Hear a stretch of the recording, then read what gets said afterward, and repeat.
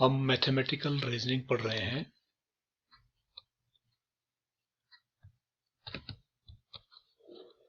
इसमें पढ़ेंगे हम negation of A statement. Negation का मतलब है नेगेटिव, नेगेटिव का मतलब है किसी चीज की स्टेटमेंट को मना करना। The denial of statement is known as the negation of the statement. कोई आपके पास स्टेटमेंट दी है, जैसे I am going to school, तो उसका नेगेटिव या नेगेशन क्या होगा? I am not going to school. Symbolically जो मैथमेटिकल है इसमें इसको किस तरह से रिप्रेजेंट किया जाता है? Negation of statement P is denoted by this, like this. इस तरह नेगेशन ऑफ P, इस टाइप में हम इसको लिखते हैं। एंड इज रेड एज, और इसको पढ़ेंगे not P। In negation statement if word not is not given in the statement, अगर नॉट नहीं दिया गया तो आपने नॉट लगाना है। जैसे मैं बोल रहा था कि I am going to school, तो नेगेशन हो गया I am not going to school.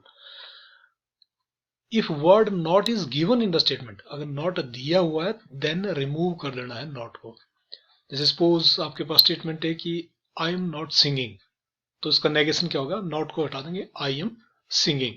इस तरह से इसको हम नेगेशन में चेंज करेंगे। या for example Australia is a continent, then its negation क्या हो जाएगा? इसमें नॉट लग जाएगा, Australia is not a continent. या इसको कई बार इस तरह भी पढ़ देते हैं हम कि it is false that Australia is a continent. ये भी एक ही बात होती है, ये भी नेगेशन या इसी चीज का। अब ये जो स्टेटमेंट्स है हमारी, ये दो तरह की होती हैं, एक सिंपल स्टेटमेंट्स एंड दूसरा कंपाउंड स्टेटमेंट। सिंपल स्टेटमेंट क्या है? Statement is said to be simple if it can not be broken down into two or more sentences. उस स्टेटमेंट को दो या दो से ज्यादा सेंटेंसेस में ब्रेक नहीं किया जा सकता। जैसे for example Ram is intelligent, Ram is intelligent बिल्कुल सिंपल से उसको ब्रेक नहीं किया जा सकता, तो this is called a simple statement. Compound statement, it is a statement formed by combining of two or more simple statements। दो या दो से ज्यादा स्टेटमेंट्स को इकट्ठा करके बनाई जाती है। For example it is raining and it is cold.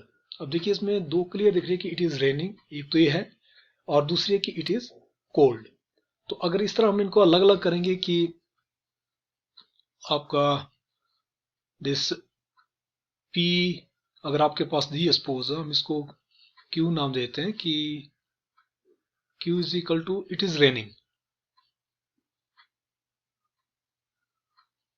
इस वाली को बनाते हैं हम, it is raining, this is Q, and it is cold, इसको मान लिया R मान लेते हैं। तो देखिए दो स्टेटमेंट से मिलकर बन रहा है, it is raining, it is cold. तो इन दोनों स्टेटमेंट्स को अगर अलग अलग बोलेंगे तो इनको कहते हैं component statement. They are called as component statement. Exercise 14.2 आपका, right the negation of following statements. Chennai is the capital of Tamil Nadu. देखिए सिंपल सेंटेंस है, तो इसका नेगेटिव जब करेंगे, नेगेशन बनाएंगे तो क्या करेंगे? इसमें नॉट लगा देंगे हम, Chennai is not the capital of Tamil Nadu. Square root 2 is not a complex number, तो ये नॉट वाली है तो इसका नॉट हट जाएगा तो क्या बन जाएगी? ये square root 2 is a complex number. All triangles are not equilateral triangles. अब देखिए इसमें भी नॉट लगा हुआ है, तो हम नॉट हटा देंगे तो क्या बनेगा? All triangles are equilateral triangle. Question number second है, और the following pairs of statements negation of each other. Check करना हमने कि जो दो स्टेटमेंट्स दी हैं आपस में नेगेटिव हैं एक दूसरे के या नहीं है। अब फर्स्ट जैसे the number x is not a rational number, मान लीजिए इसको P नाम देते हैं हम, P the number x is not a rational number. और सेकंड दिया the number x is not an irrational number, Q नाम दीजिए इसको हमने, x इज नॉट। अब जैसे नेगेशन ऑफ P निकालेंगे हम, ये P हमारे पास, इसका नेगेशन करेंगे तो बन जाएगा negation of P is equal to the number x is not. तो यहां से हम क्या करेंगे? नॉट हटा देंगे तो बनेगा the number x is a rational number, x is a rational number. Second वाली क्या बोल रही है? The number x is not an irrational number. अगर इरेशनल नंबर नहीं है तो फिर कैसा नंबर हुआ? वो भी रेशनल नंबर ही हुआ, because when A number is not irrational it is rational. तो इसका मतलब है नेगेशन ऑफ P, ए भी रेशनल नंबर हो गया और Q भी रेशनल नंबर हो गया, तो देयरफॉर दोनों के आपस में एक दूसरे के नेगेटिव्स हैं। P and Q are negatives या negation of each other. Question number 3 करते हैं, find the component statements of the following compound statements and check whether they are true और फॉल्स। तो सबसे पहले तो हम इनको सेपरेट करें. Firstly separate the given compound statements into component statement. दो कंपोनेंट बना देंगे, एक बना देंगे 3 इज प्राइम और दूसरा बन जाएगा इट इज ऑड. क्लियर? तो एक को P नाम दिया, number 3 is prime and Q number 3 is odd. तो हम जानते हैं 3 क्या प्राइम होता है? यस. 3 क्या ऑड होता है? यस. इट मीन्स दोनों P और Q कैसी होगी? They are true. P भी ट्रू है एंड Q भी ट्रू है. चलिए आगे चलते हैं. Words which connect the simple statements to form a compound statement are known as connectives. देखिए, जो वर्ड सिंपल स्टेटमेंट को इकट्ठा करने पर कंपाउंड स्टेटमेंट बना रहे थे, उनको हम कनेक्टिव्स कहते हैं. क्या कहते हैं? They are called as connectives.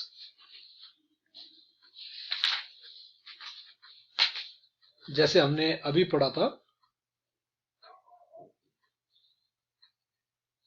या इस तरह कहते हैं हम कि 30 इज डिविजिबल बाई 5 एंड 7. जैसे हम भी देख रहे हैं, तो इसमें किस चीज से जोड़ा गया? इसको एंड से. एंड से जोड़ा गया. This is a connective. तो words which connect the simple sentences to form a compound statement are known as connectives. Some of the connectives which are found in compound statements like and, or, ज्यादातर हम ये use करते हैं, etc. are commonly used in mathematical statements. and या और से दो statements को इकट्ठा करते हैं. तो first the word and. Any two simple statements which are connected by the word and to form a compound statement. Consider the following statement. 30 is divisible by 5 and 7. अब देखिए इसमें दो हैं. This statement can be broken into two component statements. दो component statement बन गई. First बनी 30 is divisible by 5. Clear? 30 is divisible by 5. The second one is 30 is divisible by 7. तो इन दो स्टेटमेंटों को इकट्ठा करने पर हमारी वो एक स्टेटमेंट बनी थी. Rules regarding connective and. इसके रूल्स क्या है? The compound statement with and is true. And is true तब होगी if all its component statements are true. जिनको हमने ब्रेक किया है वो सारी की सारी क्या होनी चाहिए? ट्रू होनी चाहिए. तभी जैसे सपोज हमारी स्टेटमेंट थी कि 30 इज डिविजिबल बाई 5 एंड 7. तो हम देख रहे हैं कि 30 इज डिविजिबल बाई 5 ये तो ठीक है, ट्रू है. 30 इज डिविजिबल बाई 7 ये ट्रू नहीं है, दिस इज फॉल्स. तो हम कहेंगे कि overall this statement is false. Clear? अब यहां जैसे एक और एग्जांपल ले रहा हूं. Consider the statement P7 is greater than 3 and 6 is less than 8. अब देखिए यहां भी दो स्टेटमेंट्स हैं. एक है कि 7 इज ग्रेटर देन 3, दूसरी है कि 6 इज लेस देन 8. अब इसमें देखेंगे तो हम जानते हैं कि 7 3 से बड़ा होता है. क्लियर? और यहां बोलते हैं कि 6 8 से छोटा होता है. दोनों ट्रू हैं. Q and R both are true. Therefore इसका मतलब जो P है, जो पूरी स्टेटमेंट है, वो भी क्या होगी? ट्रू होगी. तो इसलिए एंड के केस में आपकी जो स्टेटमेंट है, मेन स्टेटमेंट है, वो ट्रू तब होगी जब इसकी दोनों जो कंपोनेंट्स जो आपने ब्रेक की हैं वो भी दोनों की दोनों क्या होनी चाहिए? ट्रू होनी चाहिए. The compound statement with and is false. कब फॉल्स हो जाएगी? इफ एनी, कोई भी, any or all its component statements is false. एक या दोनों या जितनी भी उसके कंपोनेंट स्टेटमेंट बन रही हो सारी की सारी फॉल्स हो. अगर एक भी फॉल्स होते तब भी ओवरऑल फॉल्स हो जाएगा. Consider statement P such that 2 and 9 are prime numbers. 2 and 9 are prime numbers. अलग अलग करेंगे तो it means 2 is a prime number and 9 is a prime number. ये बोल रहा है ऐसा. दो पार्ट में कर दिया हमने Q एंड R में, इसको ब्रेक कर दिया कंपोनेंट स्टेटमेंट. अब हम जानते हैं कि 2 इज ए प्राइम नंबर, ये तो ठीक है, 2 प्राइम नंबर होता है. 9 इज ए प्राइम नंबर, 9 तो प्राइम नंबर नहीं होता है, फॉल्स. तो इसमें Q तो ट्रू हो गया लेकिन R फॉल्स हो गया. तो हमने पढ़ा कि एंड के केस में अगर एक भी कोई फॉल्स है तो ओवरऑल फॉल्स हो जाता है. तो यहाँ Q R फॉल्स हो गया, इसका मतलब जो P है ये सारी की सारी क्या है? फॉल्स होगी. तो Q is a false statement. दूसरे वाला जो कनेक्टिव है that is word or. Any two simple statements can be connected by the word or to form a compound statement. Consider the following statement लेते हैं. 30 is divisible by 5 or 7. तो इसको भी दो कंपोनेंट स्टेटमेंट में breakup कर देंगे and ये बन जाएगी 30 इज डिविजिबल बाई 5। बिल्कुल ठीक है, 35 से डिवाइड होता है। 30 इज डिविजिबल बाई 7, 7 से तो डिवाइड होता नहीं है 30। तो इसका मतलब एक तो ठीक होगी, दूसरी नहीं ठीक हुई, तो ओवरऑल क्या हुआ हमारा, this is false. Rules for the compound statement or के लिए क्या क्या है हमारे पास। अब यहां देखिए ये जो मैंने कहा कि ये फॉल्स है, ये किस केस में हुआ, जब एंड लेते थे, एंड लेते थे। अब और के केस में हम अभी पढ़ेंगे कि और के केस में ये ट्रू है फॉल्स है। Rules for the compound statement with or. The compound statement with an or is true when one component statement is true or both the component statement is true. बोलता कोई एक भी true हो जाएगी तब भी ट्रू हो जाएगा, बोथ होगी तब तो ट्रू होगा ही होगा। कोई एक भी ट्रू हो जाएगी और के केस में तब भी इसको ओवरऑल को हम ट्रू मानेंगे। तो जैसे मान लिया पीछे हमने अभी पढ़ा, तो इसमें एक ट्रू था एक फॉल्स था, ओवरऑल क्या हो जाएगा, ओवरऑल इज ट्रू हो जाएगा, क्योंकि और है यहां जो आपका कनेक्टिव है, दिस इज और। Consider the statement two lines intersect at A point और आर पैरेलल। दो लाइंस या तो कट रही हैं या वो पैरेलल है। तो two lines intersect at A point, या दूसरा आर है कि टू लाइंस आर पैरेलल। अगर मान लिया पहला ट्रू है क्योंकि कट रही हैं तो इसका मतलब पैरेलल नहीं होंगी, और अगर मान लिया पैरेलल है तो वो कटेंगे नहीं, तो कोई एक तो ठीक है। तो when Q is true R is false and if Q is false then R is true, in either case P is true statement। तो इसमें हम कोई एक भी अगर मैंने कहा ठीक हो जाता तो हम बोलेंगे ये कैसी है, this is true statement. Clear. The compound statement with an or is false. देखिए फॉल्स कब हो जाता है, when both the component statements are false, जब दोनों ही कंपोनेंट स्टेटमेंट्स फॉल्स हो जाती हैं। Consider the statement P2 greater than 5 और 5 लेस देन 4। तो देखिए दो केस में, दो बड़ा है 5 से, दो बड़ा नहीं होता 5 से, 5 बड़ा है 4 से, छोटा है 4 से, ये भी नहीं होता। तो इस केस में क्या हो गया, दोनों के दोनों क्या हो गए, फॉल्स हो गए। तो इसका मतलब ये जो ऊपर वाली जो स्टेटमेंट है overall this is also false.